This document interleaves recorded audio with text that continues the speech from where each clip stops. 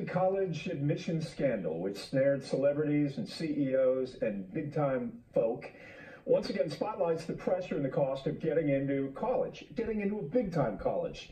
But is there a wider issue here? We have made college bigger than it should be. Joining me right now is Hart. And Ron, you are in a lot of newspapers around the United States. We have known you as a financial expert around here, but you're a whole lot more than that. You're a syndicated columnist, and you have weighed in on this issue of this scandal. And your take is what, as you see it? College has been overvalued. It's no longer a value proposition in America. It's been priced out of the market for the average people. The scandal we just saw highlights the fact that parents have a big influence on where their kids get in school. It's pay for play.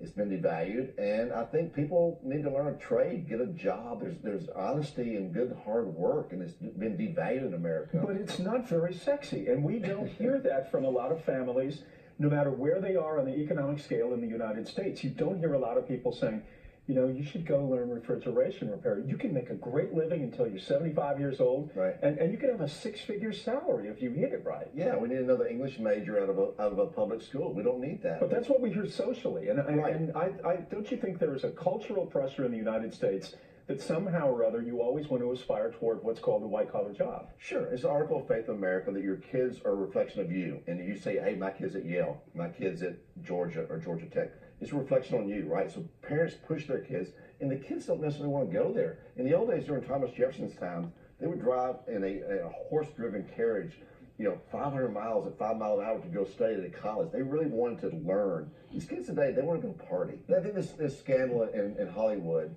highlights the fact that college education is a bit of a game, and the average American is paying the price in the form of student loans. There's $1.5 trillion in student loans out there. Most people are suffocating on their student loans for degrees that are really not that marketable.